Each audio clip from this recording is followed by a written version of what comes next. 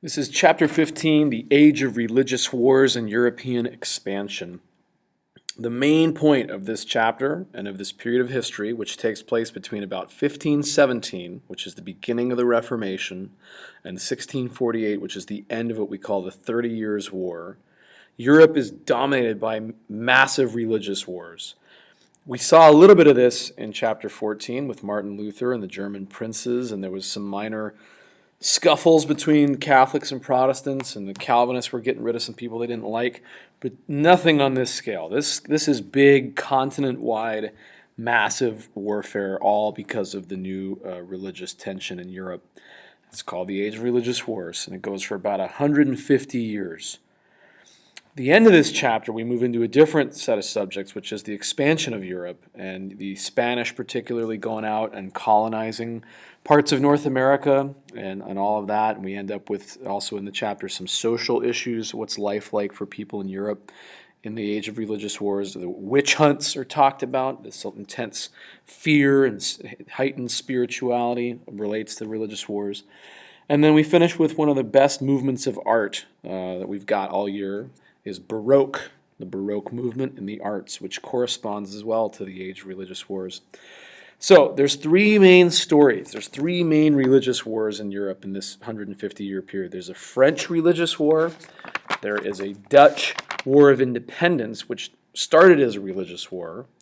And then there's this massive war called the 30 Years' War in Central Europe. And they're all roughly happening about the same time. So we'll do each story one at a time, one day at a time. And today's story will just simply be story number one about the French. All right, the background of the French religious wars. Well, the treaty that's mentioned in your notes here is what ends the Habsburg-Valois Wars, finally. Those were big dynastic wars, big wars of empires. The French and the Germans fought primarily in Italy and the Italian states, and those finally came to an end in 1559. And now there's a new type of warfare that's going to emerge, and it's religious wars. Religious wars tied up with politics.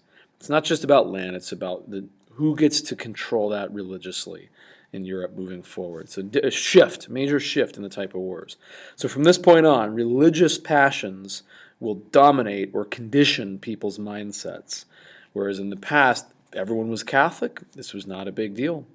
Also, there's going to be major changes in warfare as we move toward the modern age. War is different now. It's not medieval. It's not feudal. There are bigger armies. There's the presence of gunpowder. There's new weapons, new guns, and cannon makes its first appearance in this generation. So war is bigger. It's more destructive. It's more harmful. It's just worse. And lastly, the idea of the Middle Ages, really, that there would be one ruler and one church is now pretty much over. Maybe Charles V was the last person to think that that might be the case, but he's out in this. You'll see he's out in this chapter. He's gone, and that's going to be over. So Protestants and Catholics really do hate each other. There's an incredible level of mutual hatred that I don't think we've ever seen between particularly Catholics and Protestants. Certainly not on this scale. All right, so let's get into the story of the French, the origins of difficulties in France. We have the Valois dynasty. They're still on the throne of France. That's their last name. And it starts with two kings, Francis I and Henry II. This is father and son. And these guys are carrying on the legacy of the new monarchs that we learned about in Chapter 13. So remember 711, the French monarchs from 13. These guys follow right after them. And so they're centralizing power. They're reorganizing their royal council. They are promoting new French national courts. One law, one king, one faith. Remember that? The French language is becoming standardized throughout the nation. It's gone from being a nation of provinces to becoming a unified nation. Remember their new taxes, the tile and the gabelle on land and on salt. And this is all supporting a large standing army for the first time. So they're centralizing control. Got it? That's the backstory here to these two new monarchs. And this is really a story about money, ultimately, how problems with money lead to problems with religion, and they all get mixed up together. And so despite these new taxes in France and all of this centralization, These French monarchs, Francis I, and here is his son, Henry II, are having massive financial problems in France. And first of all, they are spending exorbitant amounts of money on Renaissance art, particularly Francis I. He liked Leonardo da Vinci. He was his patron. In fact, he invited Leonardo to come and live in France for the remainder of his life. And Leonardo died in France in the palace of Francis I, Francois the First. And so these guys are just really spending incredible sums of money on art. Second factor is that these wars that they have just come out of, the Habsburg-Valois Wars, were very expensive. Wars cost money, and the monarchs simply ran out of their money. So that's a little background on the financial thing. So now we got to make money. We got to find a way to raise new funds for the nation of France, and the tile and the gabelle is not enough. So they come up with this brilliant idea to start selling public offices, jobs, government jobs, and whoever can afford it gets to buy a position. And if you buy a position, not only do you get the job, but you get a title. You get to be called a noble. So you can buy your way into the government and into the nobility at the same time. And these guys are going to be called the nobility of the robe. These are the people that purchase a position and a title, and now they're new nobles. They didn't used to be. They're probably coming from the middle class because those people had all the money.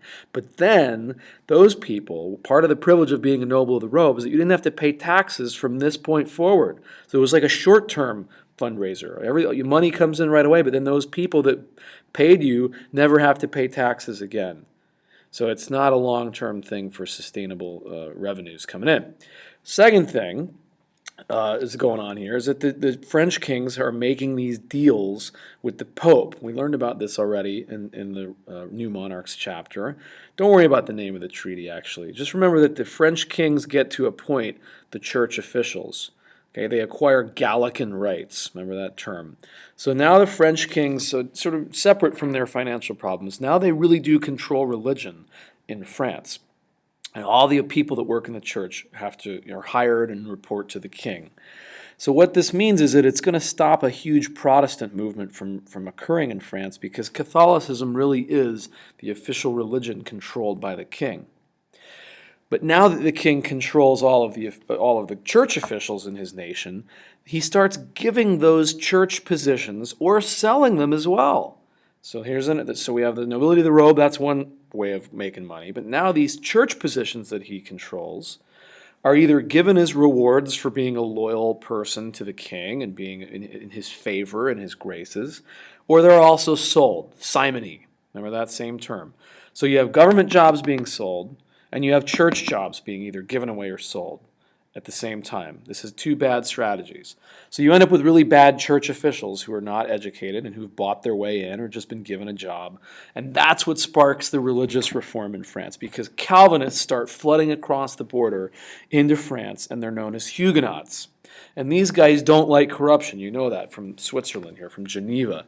They like a strict society where everybody's moral and everybody's ethical and you don't mess around and you're hardworking. And these new nobles of the robe and the new church officials that have bought their way or got the jobs given to them are not hardworking and they're not good at their work. And that's going to really irritate the Calvinists. So who's attracted to Calvinism in France, or also known as the Huguenot movement in France? Well, middle-class people. First of all, like everywhere, people that were bitter at the sale of all these government jobs and church jobs, people that were irritated with corruption, reform-minded Catholics, people that actually cared about the spiritual condition of the church, often became Huguenots in France for religious reasons. Again, middle-class people because it emphasizes that hard work, and artists as well. Nobles that had a beef with the king and wanted to use this as a political advantage against him. So a whole lot of people were attracted to Calvinism, and it was persecuted, as we'll see, but it gains a small minority foothold here. So, coming into this period here, there's about 1/10 of the population in around 1530 or so, 1550. 1/10 of the French population is converted to Calvinism, and there's 40 established Huguenot churches in France. So I would think you should take a minute and pause here and just sort of look back over your notes and just think to yourself, or even write down at the bottom of the page, what was the main point of this, what we learned on this page before we move on.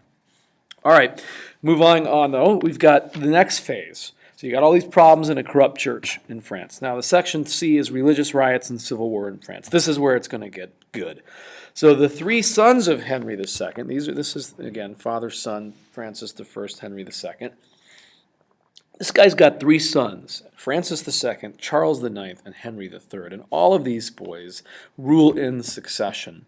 And the first one only rules for 17 months because he died as a little boy, just like the guy, Henry VIII's son in England. So he didn't even finish his portrait.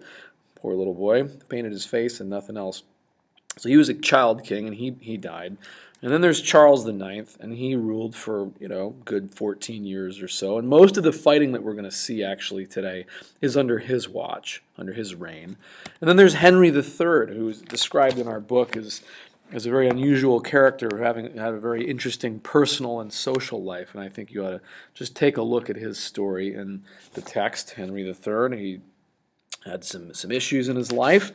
And so these are the three sons of Henry the Second, and all of them are dominated by their mother, who's the wife of Henry II, and her name is Catherine de' Medici. Now, she's a Medici. She comes from their family, and she, for all three of these sons, at one point or another, served as what was called regent, R-E-G-E-N-T.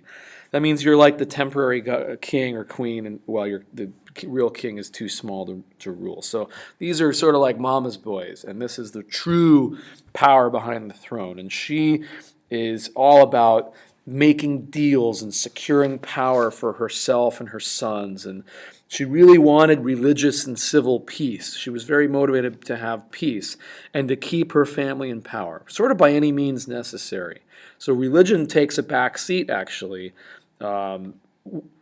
at some points for her. As you'll see, she's going to arrange some marriages to try to bring peace. So that's more important to her. So you got to think, what Renaissance author would have been pretty happy with Catherine de' Medici? You can fill that one out.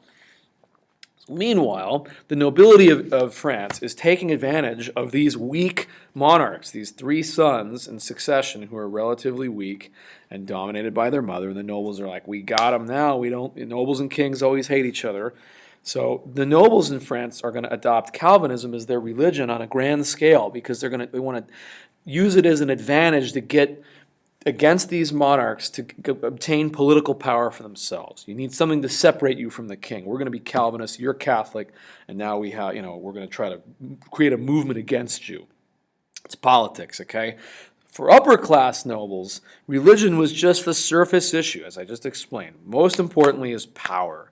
That's what matters. Doing something to get the king and weaken these monarchs. So that's what's going on in the upper classes among the nobility. But on the contrary, in the lower classes of new Huguenots, these new converts to Calvinism, they cared deeply about religion, very much so. And one of the practices that starts happening all over Europe, particularly in France, particularly among lower classes, is this practice of iconoclasm, where you attack the property and the religious images and symbols of another faith. And this becomes very widespread. So if you're a Protestant, you go into a Catholic church and you smash some statues, and you don't kill anybody, you just sort of desecrate it a little bit. You tag it, graffiti, and then if you're a Catholic, you go into a Protestant church, which was notoriously clean and white walls and no art, and you damage it a little bit. And this is kind of the way it goes at the time. It's a way to express some of the anger that they were feeling. Iconoclasm. But as the time rolls on, and now there's more nobles that have converted to being Huguenots, and there's more and more of these guys running around France, everyone likes to have these public ceremonies. And, ceremonies are like when you get married or baptizing a child or a funeral.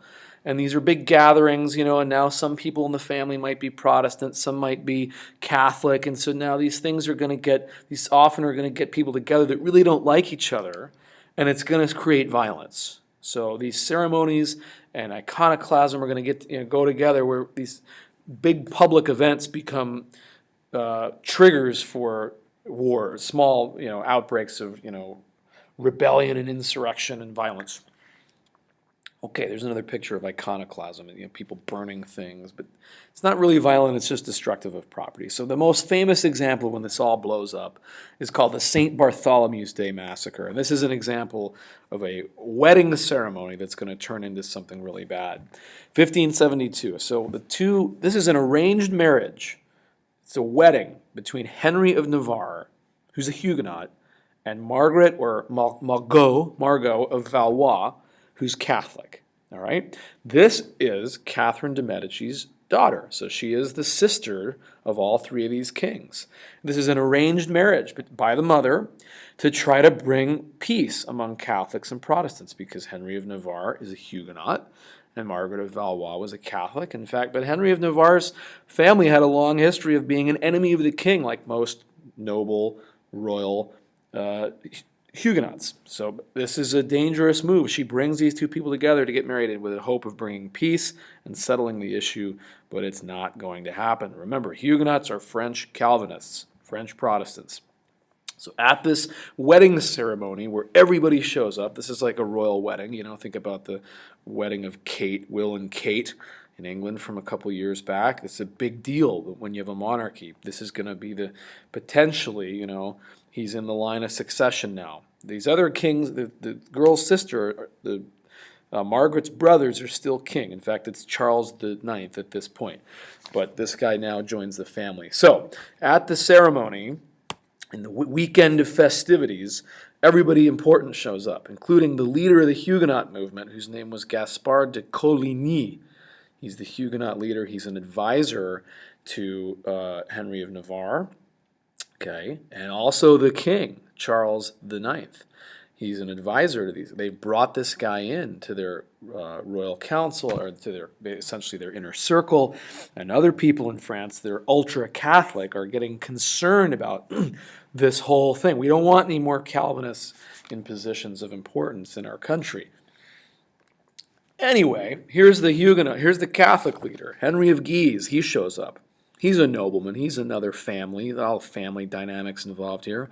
He's this ultra-Catholic guy with a pointy ice cream cone face. And he shows up at the wedding. And in the course of the wedding, this guy probably has a few drinks or something, gets some guys together, and goes into this guy's hotel room and takes him out and kills Coligny. Okay? Here's a famous picture of these Catholics coming to get Coligny. And you can tell this is probably painted by a Protestant because Coligny looks very innocent. And here comes the vicious Catholics to come and slaughter him. So they do. In fact, it's pretty brutal. They chop him up and throw him into the street, and it's really violent and horrible. So this is it. He gets tossed out of his window, and all sorts of sick things happen to him. So there's now been a murder at the wedding weekend. And the marriage goes on, actually, shockingly, successfully. These guys do get married, but the aftermath of this murder becomes a huge civil war, religious war in France. And Catholics hear about this, and they use it as an example to go on a rampage.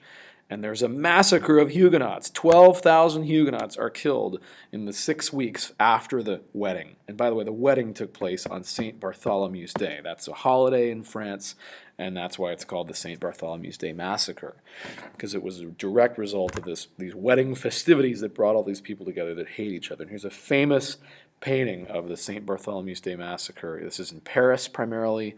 Okay, all this is in Paris. The river in Paris is called the Seine River. There was so much violence that the river, and they just chucked all the bodies into the river. So the river was running red with blood, as it was described. We'll read a bit of a description of the St. Bartholomew's Day Massacre in class this coming week. So mainly nobles are killed, actually. Also priests, Huguenot priests are taken out. 12,000 people are killed in 6 weeks. That's a lot of dead people. All right, flip it over here. This all degenerates into a real civil war. The St. Bartholomew's Day Massacre turns into a massive civil war, and it's called the War of the Three Henrys. Because there's everyone involved is named Henry. So there's Henry III, who at this point is the king. Let's go back. There he is, and he's all kinds of trouble in his life. He's the new king, sister of or brother of Margaret, who got married. There's Henry of Guise, who's the murderer, essentially, the ultra-Catholic, and his family, and he wants to replace the Valois with himself or a family member of himself. So there's politics involved here. He is mad at them for bringing in Huguenots, and he didn't like this marriage, and he's a super Catholic, so he wants to actually overthrow the whole monarchy. So that's his motivation. That's this guy. And then the third Henry is Henry of Navarre, who was the guy that got married. And he's a Huguenot. So we got that. Got this all straight. These are the three Henrys. 15 years of civil war goes on. The War of the Three Henrys. Death haunts the land for 15 years. So how do we come out of this? Through a group called the Politiques. The Politiques are moderates. They're a mix of Catholics and Protestants. They're religious moderates. And they decide their purpose is to compromise, to make peace, to not be extremists. And they save France out of this civil war and religious war. And Henry of Navarre is the most important politique that we've got in the story. They want to have a strong monarch. They don't want all this religious and civil discord. They want a strong monarch, and they would like to recognize the Huguenots as a legitimate group. They sort of want like a piece of Augsburg, but in France, where Lutherans are legal, Huguenots are legal, but you know what? You got to be in certain areas only. So Catherine de' Medici dies of natural causes over the course of this civil war. Henry III, also, and Henry of Guise, both of these two Henrys were both assassinated over the course of this civil war in dramatic fashion, as you can imagine. Both of them taken out. The only Henry left is Henry of Navarre, and he's a politique. And now he is the new king of France because the real kings have died, and Henry III had no children to succeed him. So the dynasty shifts to the House of Navarre, and Henry of Navarre, by default, becomes the new king of France, and his name is Henry IV. He takes the title, I'm King Henry IV, drops the Navarre from his name, and now he's Henry IV, and he is going to establish the new dynasty in France. The Valois are out, and it's the Bourbon dynasty. I said Navarre a minute ago. That's not right. It's the Bourbon dynasty. The Valois are out. And the famous quote about Henry IV that moves forward in his life, he goes, he's a man who knew how to fight, to drink, and to make love. So there you have it, Henry of Navarre, now Henry IV. So he rules France for the better part of 21 years. And how does he save the country? As a good politique, a moderate, he converted to Catholicism. One of his first acts as king is he went ahead and said, religion is not as important, maybe. It's important to the people of France, that's for sure. That's why they're slaughtering each other. I will do the noble thing. Since most French people are Catholic, I will convert. Paris is worth a mass. It's worth it.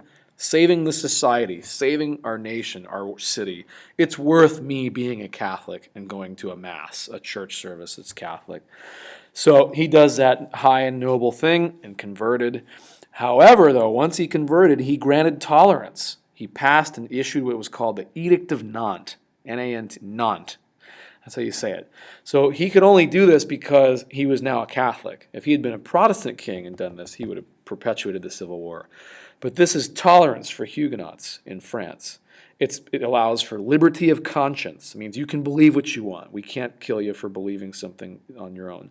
Allowed public worship to take place in public, in the cities, and not in secret.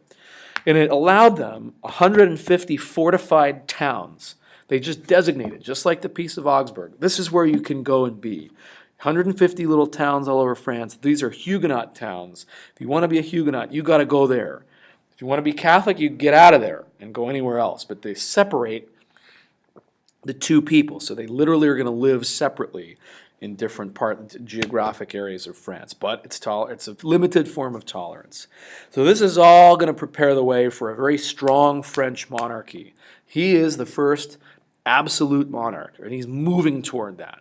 Very powerful. That's preparing the way for what we call French absolutism. Very powerful, very strong French kings are going to settle these issues moving forward, and they're going to continue the legacy of the new monarchs that were started in the Renaissance, and they're going to eventually settle religious wars in France, and instead they're going to have this massive buildup of the French monarchy. They're going to build things like the Palace of Versailles. And everybody loves Henry IV. He's one of the most loved kings in French history because he solved these problems. problems. He's, maybe like Abraham Lincoln or something to Americans. People see them as saving the nation. All right, that's it. Next time we come back, we'll do story number 2, which is about the Netherlands, the Dutch Civil War, and War of Independence.